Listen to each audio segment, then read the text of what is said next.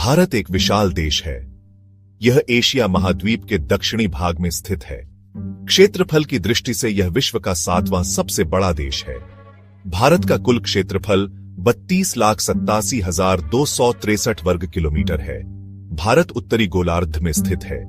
कर्क रेखा, जो 23.5 डिग्री उत्तरी अक्षांश पर है, भारत के लगभग मध्य से होकर गुजरती है। यह रेखा भारत को 2 लगभग बराबर भागों में बांटती है। भारत की अक्षांशीय सीमा 8 डिग्री 4 मिनट उत्तर से 37 डिग्री 6 मिनट उत्तर तक है।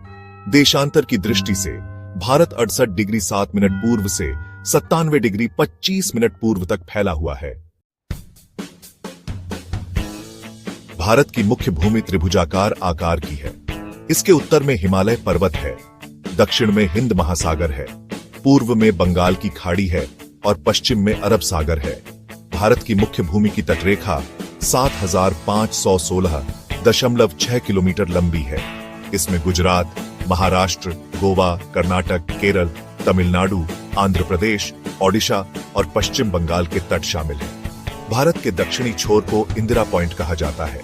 यह अंडमान और निकोबार द्वीप समूह में स्थित है। भारत की स्थलीय सीमाएं 7 देशों से मिलती हैं। ये देश हैं पाकिस्तान, चीन, नेपाल, भूटान, म्यांमार, बांग्लादेश और अफगानिस्तान। भारत और पाकिस्तान के बीच की सीमा रेखा को रेडक्लिफ रेखा कहा जाता है।